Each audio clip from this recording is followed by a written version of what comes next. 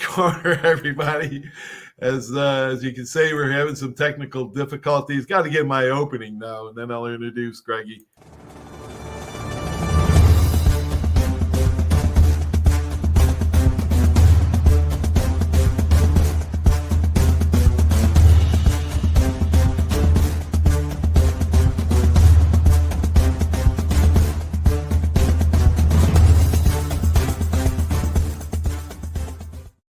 Oh my gosh, welcome to Coach's Corner. We got Greg Litton. I'm your host, Paul Tripoli, along with my buddy, Coach Mark Hobley. Peace. Greggy Litton, former Major League Baseball player, had a great 60th birthday party last Friday, Greg. How did you not find out? Were you really surprised? Did it not leak? Nah, I honestly, and my daughters were laughing because they're like, well, you wouldn't tell us if you did know. And I said, you're right, I wouldn't. But I honestly, I did not even have a clue. It was awesome. I told everybody when I came around the corner, everybody yelled surprise. I thought we ruined somebody else's party because they're obviously, waiting on somebody else, And then I started looking around the room. I'm like, wait a minute. I know some of these guys. And then I'm like, no, I know everybody. And yeah. So wow. Hey, ex-jock, I'm a little slow. Oh my gosh, that's beautiful. What a great story. Steve King. I want to give a shout out to Melissa and Steve King for hosting the party, man. What a great job those guys did.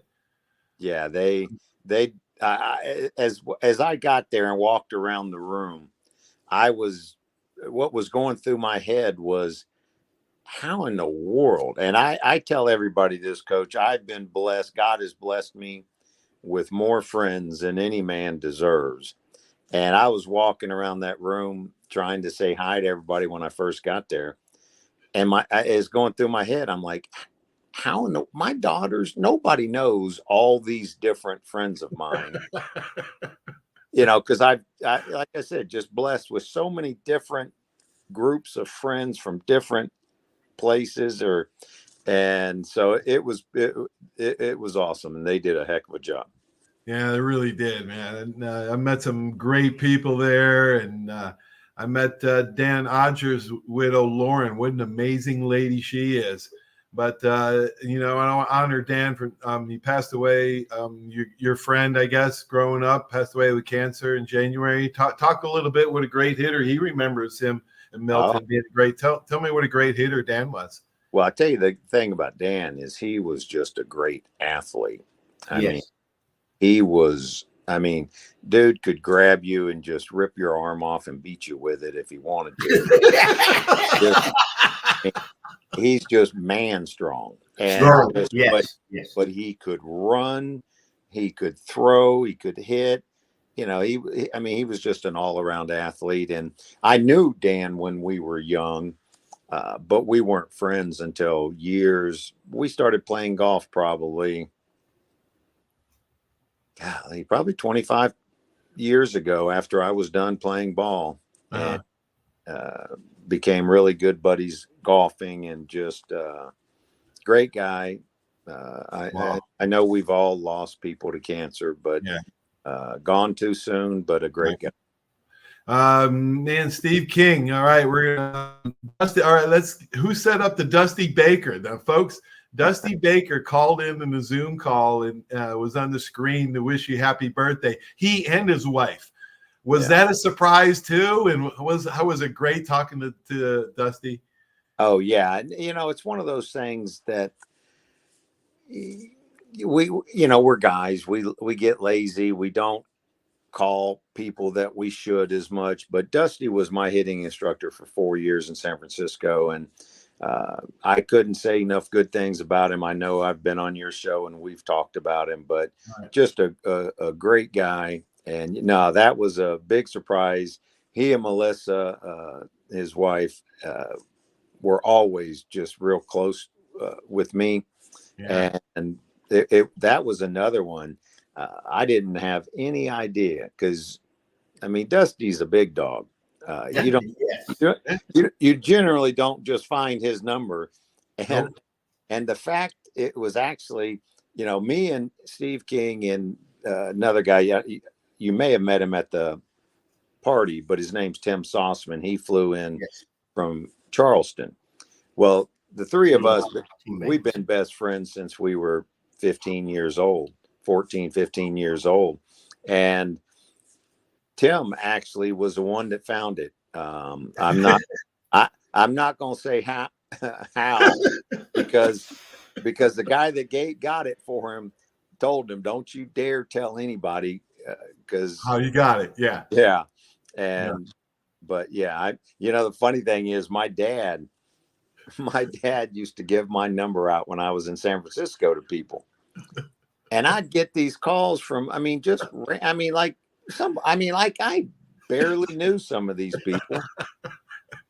And I told my dad, I said, "Pops," and I said, after the last time I had to call him, and I said, "Look, Pops, I'm a nice guy, I'm nice to everybody, but don't give my phone number to people." I said, "If you don't know that I know them, then don't give it out." And I said, "If you do it again, I'm going to have to get another number and you ain't going to have it." Oh, wow. So, and when I threatened him with that, he finally quit giving it out. Yeah. I'd get phone calls from relatives I've never met, never seen, and yeah. And they would get mad because I wouldn't go out to dinner with them, during the season. And it was it was funny, but Dusty Cullen was, I texted him later, a couple days later, and just told him how much that meant to me. Wow. Hobbs? Hey, you mentioned Tim Sossman there. Tim and I were teammates at PJC at the time. And Tim was an excellent ball player as well. We talked a little bit about Dan Odgers. How does your brother Brenton compare to Dan Odgers? Your brother, you people need to know that your brother was one heck of an athlete as well. And we broke in at PJC the same time. And Greg, people don't believe this. You were smaller than me. Your older brother, right? Your older brother beat on you a little bit. Well, Greg was smaller than me, and his brother. He talks about what Dan Odgers could do. He had an older brother that was a horse and a half. He could do all those things he said Dan could do. He really could, but he didn't beat on me much after about 14 because Brent's about Hobbs' size now, so yeah, I outgrew him there, but he sure did. But I'll tell you, just like I described Dan, the only thing I'd say that Brent wasn't like Dan. Dan was just had that strength. He was just so strong. Like we play golf, and man, that son of a gun just pounded a mile.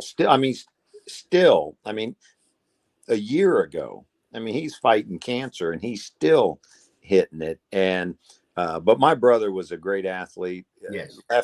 Left-handed pitcher, had a big curveball, great changeup, threw pretty hard for back then. Yes, sir. He played center field, switch hitter, lead off.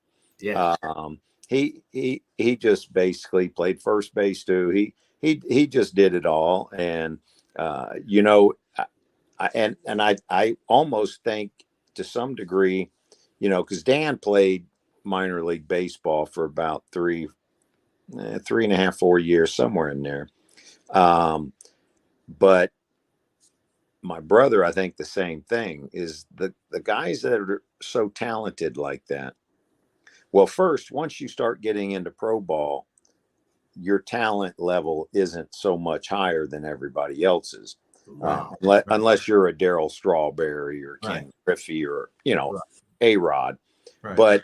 But, the guys like that are really talented, the talent kind of evens out once you get into pro ball and the higher you get up, especially. But I think for me, I'm still blessed that I didn't have that much talent. Yes. Because I had to work my butt off. Yes. And I had to keep every level. I had to bust my butt to try and keep up and to, you know, be able to compete. Right. And, you know, sometimes the guys with the most talent, you know, it's like I tell everybody, I was always mediocre speed. And I ran, I lifted. I mean, I had to learn how to run the bases, just everything. Right. Now, would I have worked that hard if I didn't have to? Well, I'd like to think I would have still worked very hard.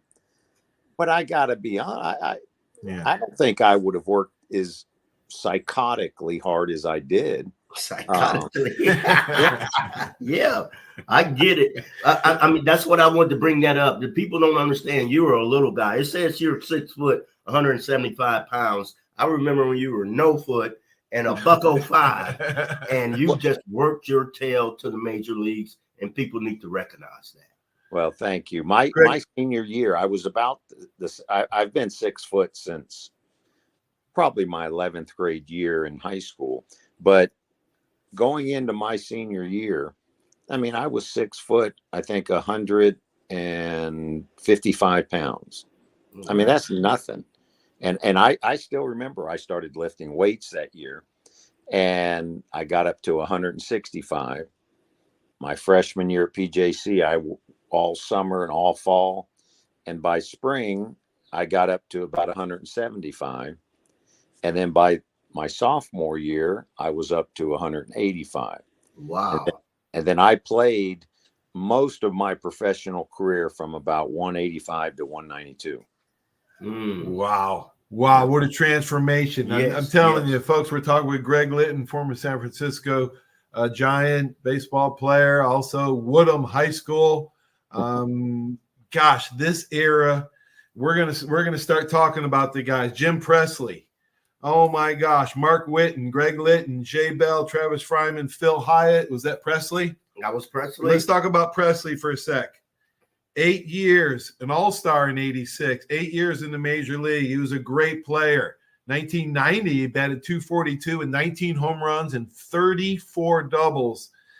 He hit over 100 home runs in 6 years with the Mariners, and he became only the second player in Major League Baseball to hit 2 walk-off grand slams in the same season. Talk about Jim Presley. Oh, I love Jimmy. Jimmy, you know, Jimmy's one of those. He wasn't that much older than me. I think Jimmy was 3 years ahead of me. I think he graduated in 79, the same year. Yes, he was 79. Me, your brother, and Jimmy came out the same year. Yeah. And so when I still remember when I was playing rookie ball in 84, and we were playing in Everett, Washington, which is about 45 miles north of Seattle. We actually played the Mariners rookie ball team in the Kingdom. And Wow. Funny story. So, you know, I got to see Jimmy, and he took me over in the locker room, you know, gave me some batting gloves and stuff. So that was really nice. But we played a game right before Seattle played Detroit. Well, Detroit that year, if you remember, they won it all. And you want to be humbled? My little butt at 6 foot 185 at the time, we're in the dugout halfway through the game. Well, here come all these Detroit Tiger players walking out, checking out the game, saying hi to us during the game. Well, you got Larry Parrish. Yes. You got Kurt Gibson. You got, I'm going to forget half of them, but Darrell Evans. There's about 6. Was Sweet Lou Whitaker on that team? Yeah. Sweet Lou Whitaker. Now he wasn't very big though, but these guys, all those guys. Oh, okay. You're talking about the big guys. Yeah. They're all like 6'5", 6'6", and I'm like, holy cow, I'm a shrimp.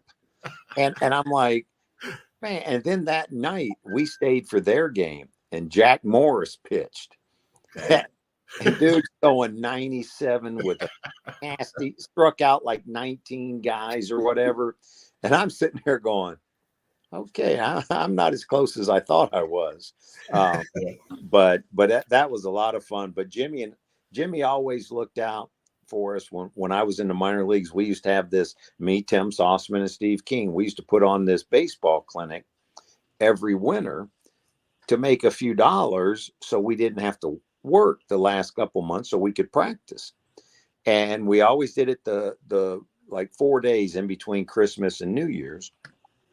And oh man, you talk about camp. Now we were all in the minor leagues, but it was me, Tim Sossman, Steve King, but we had Travis Fryman, Jay Bell, Mark Whitten, Phil Hyatt. And what we did is I always said, Jimmy, look, if you just stop by for 30 minutes, say a couple of words and sign a few autographs, we can put your name on the flyer so we can try and get more people to come. So, and Jimmy was, oh, that's no problem. And every year he came out, would spend a couple hours one day with us.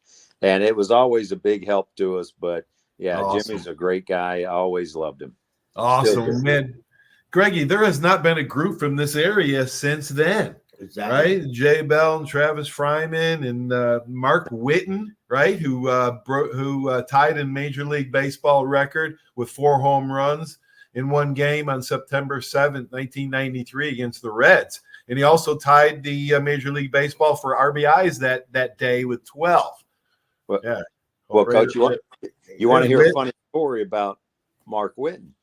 I was in San Francisco his rookie year in Toronto. And I think that was, 91 or 2. And I remember talking to Dusty because I played in the outfield. You know, I played left and right and everything and had a real good arm. It's a funny story with Dusty too. The first year I was playing, Kevin Bass got hurt.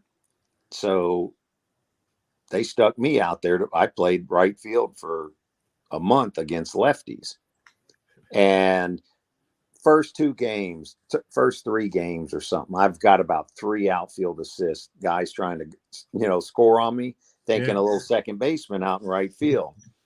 And I hosed them, right? Because I that's one thing I really had above average. I had a hose. Yeah. And I remember popping off to Dusty. And I go, shoot, I said, Dusty, I'm going to lead the league in outfield assists playing part-time. and Dusty looks at me because he all right, yes, young and dumb, but he looks at me, he goes, no, you ain't lit. And I'm like, what do you mean? I'm like 1 behind already, and I've played like 6 games. He goes, look, dummy, look at that list. And so we start looking at that list. He goes, now how many guys on that list have a cannon? And I started looking. I'd never looked at the list before. And I'm like, well, there's really not any. And he goes, exactly, dummy. He goes, as soon as it gets around the league that you're not just some second baseman out there, that you got a strong arm, they're going to quit running on you. I didn't get another outfield assist the rest of the year. I don't think I got 3 more the rest of my career. But the funny thing though is I told Dusty when that a year or 2 later when Mark got called up, I said, Big, this is one of my boys from Pensacola, because Mark and I used to work out for 2 months every day. And that son of a gun was a hard worker. And I said, you just give him time to make 3 throws from the outfield. I said, they're going to be comparing everybody else's arm to his. And Dusty goes, oh, Dusty's funny. He's like, oh, you don't know what you're talking about. He ain't got that strong an arm, whatever. About a week later, Bate goes, all right, you might be right. He's got a cannon. Yeah. He hosed a couple people, and now look, I had a strong arm. That dang Mark had a freaking bazooka. Did he really? Yes, he did. Hey, oh my gosh, he was a switch hitter too. Yes. Where have all the switch hitters gone, Greg? Yeah, I I don't even watch baseball that much, Coach. It's so. Now I got my daughter's dog. Hold on, I'm gonna keep this on me. But yeah, I don't watch much, Coach, because they don't. All right, Matt, get out there. Sorry about that. But the baseball now has gotten to be. I mean, did either of y'all watch any of the All-Star game the other night? Nope, I didn't. A little bit. Greg, I didn't even know it was on. A little bit. Well, I didn't either, Mark, and I ended up seeing something, so I flipped it over there. I watched about 2 outs, and I was just so disgusted. It's like a glorified softball game now. Exactly. And it's just so disappointing that the players don't take that game serious. We used to have a lot of pride. Even I didn't play them. Yes, I watched everyone, and I guarantee you, everybody in the National League wanted us to beat the American League. But even during the season, I don't like miking up players during a game. I mean, I don't like it. What do you think about the shift, Greg? Do you think they ought to outlaw the shift? I mean, I wouldn't care if you put 9 people on first base. I wouldn't care. You hit it where they're not. Exactly. Well, that's what we did. You got to, yes. And all they want to tell us, and every day, these guys, I hate to say it, these guys do not know how to play the game anymore. They don't grow up playing the game like we did. They don't even know little things like you don't make the first or third out at third base. Right. You hit a ball in the gap. You don't, if there's no outs, you don't go to third or even attempt it unless you got it. Same thing with 2 outs. But they don't know these things. And like the shift, I mean, how embarrassing.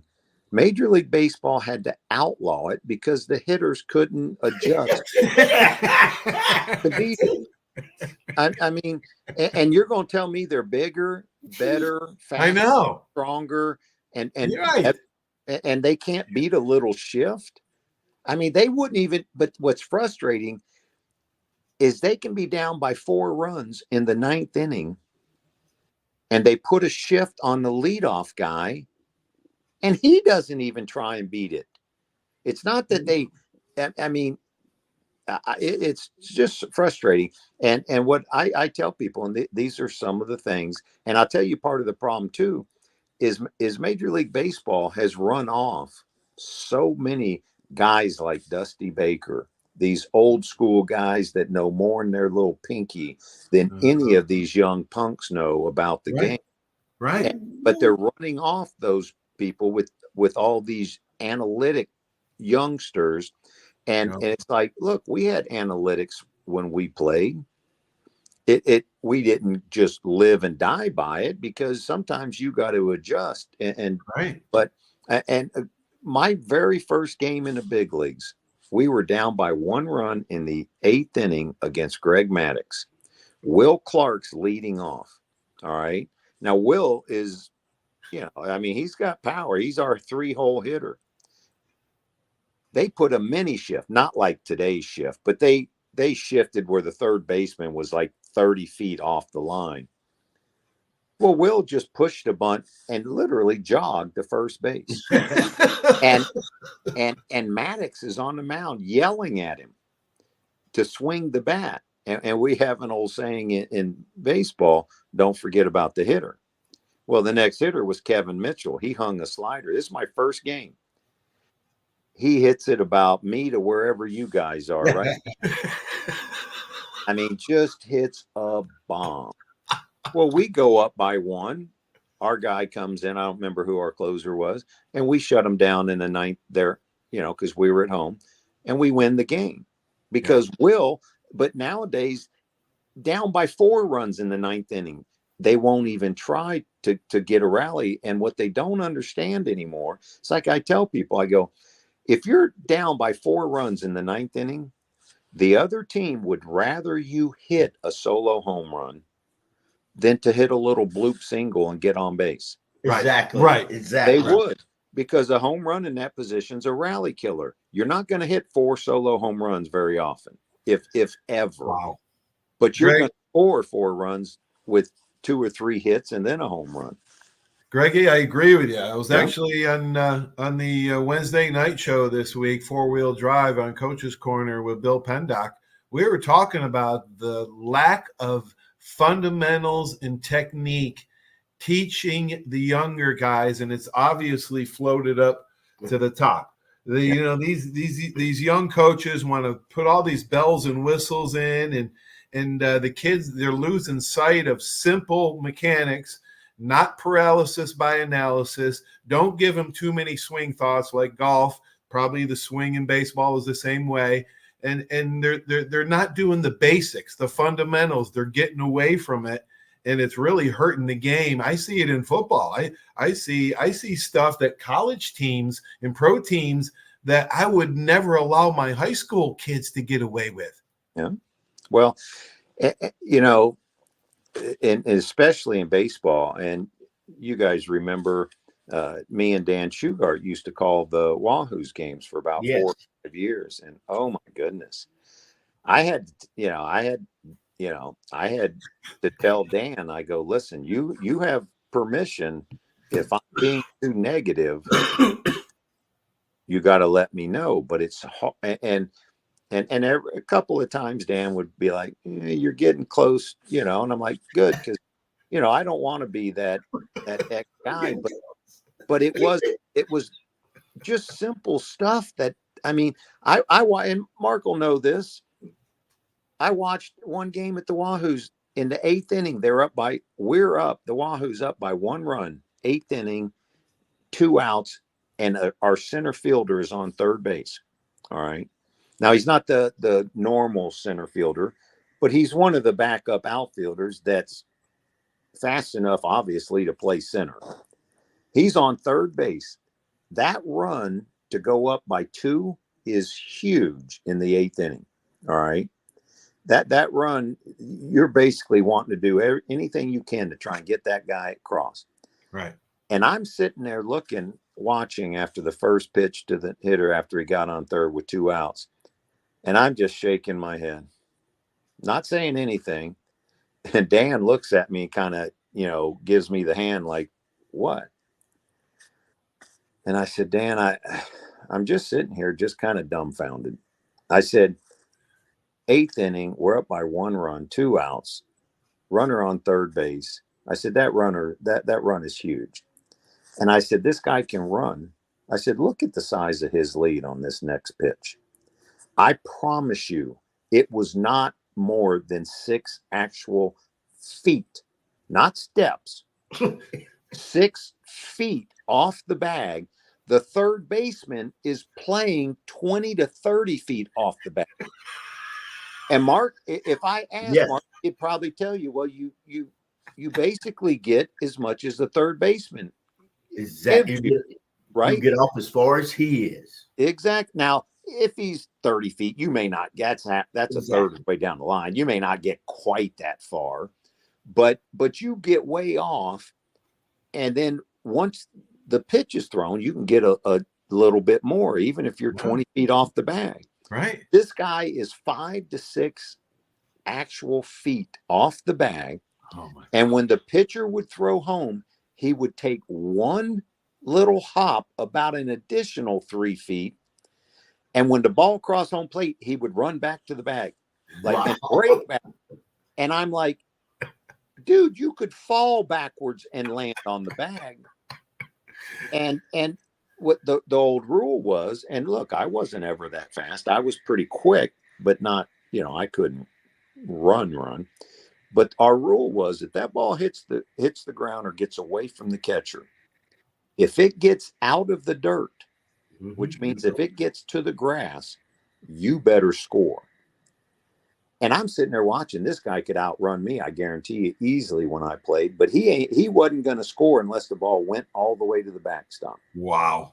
And I'm just but the coach, and it was sad, Delino DeShields was standing 5 feet from him, not saying a word. And it's, but see, I think I don't know. It's frustrating. You can call me an old grumpy old fart ball player if you want to. They may be bigger, faster, and stronger, but they ain't better baseball players. No, they're not smarter. There's no instinct anymore. They don't know situational ball, which the great Vince Lombardi said, football is as much situation as action, if not more. So, you have to know we talk about fundamentals and situational baseball. Yes. You got to balance those two. You have to go over every situation. And in baseball, it might even be more situational than football, because baseball has more different scenarios, I think, that can come up. So, yeah, the smarter you are in baseball, then the better. Yes. As a matter of fact, I was watching FSU in the postseason, and their base running was just horrendous. If they could Horrendous. Even run. Did you see him go around third base and fall down? Yeah.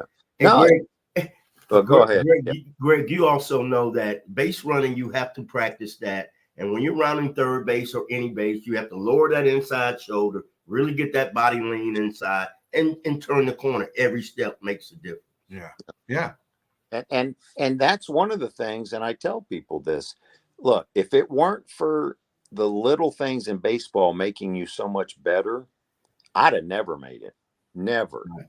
Because I had to know those things. It's like I tell people, I go, I'll talk to young players. I go, when you go up to at bat, do you know what hand the left fielder and right fielder throw with? And they'll literally look at me, well, why would I need to know that?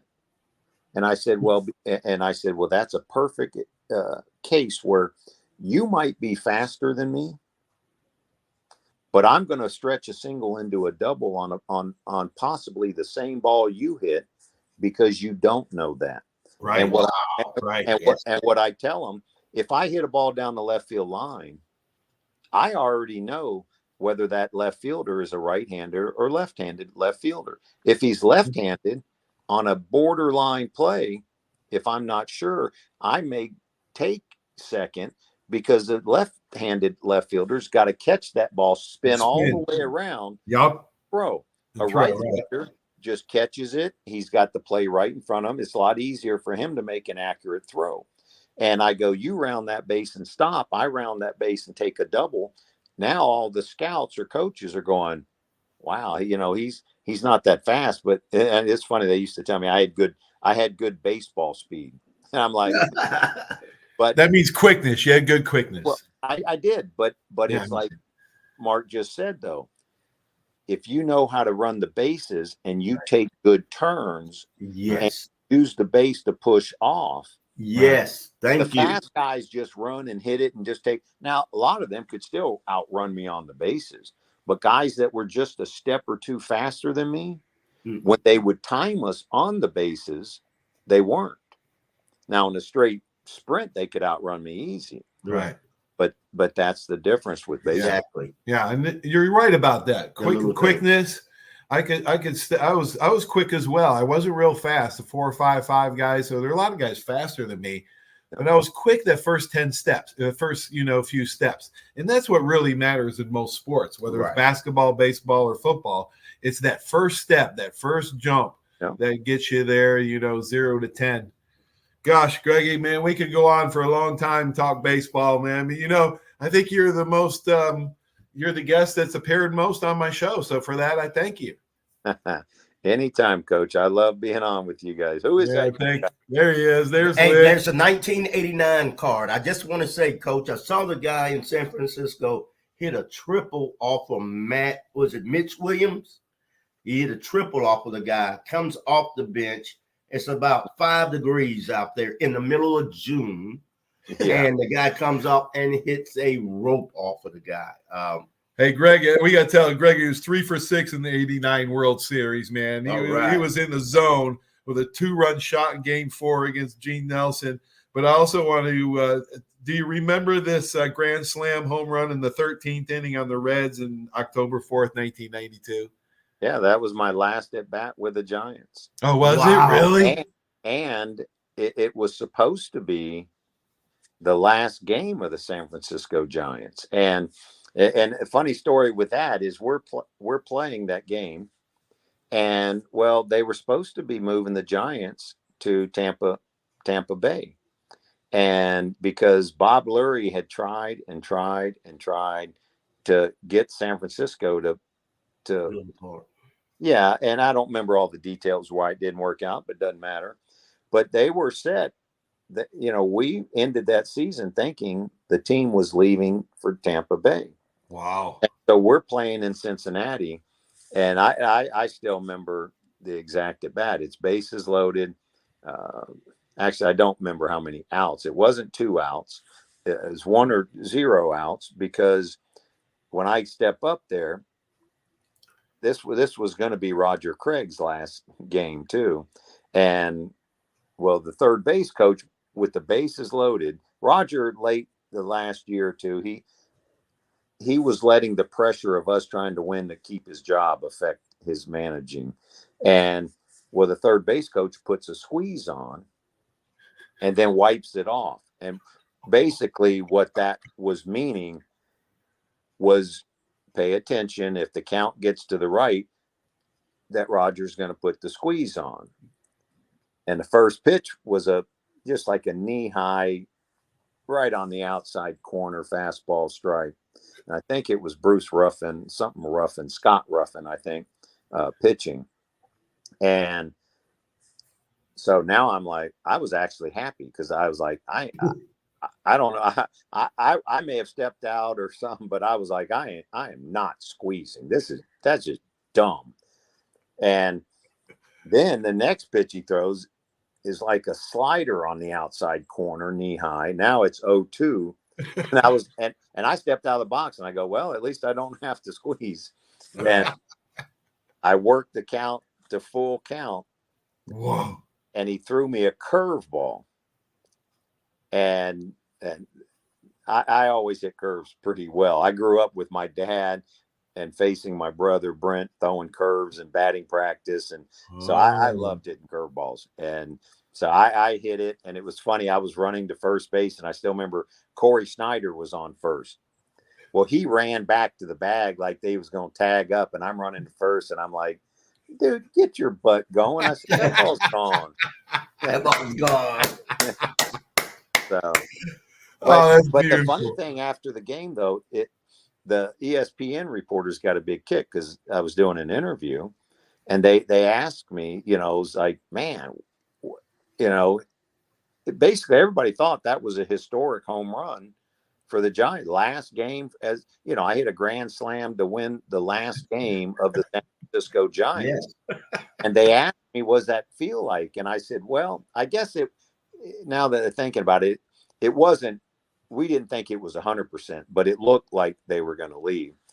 And I remember telling them, I said, if that's the last game as the San Francisco Giants, I said, yeah, that'll be pretty cool, And I said, if they end up going back to San Francisco, I hit a grand slam to win the last game of the season. Big deal, and they started laughing. And I said, it's not like that put us into playoffs or anything. Right. I said, we're still going to get on the plane and go home either way.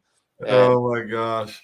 That night on ESPN, they got a big kick out.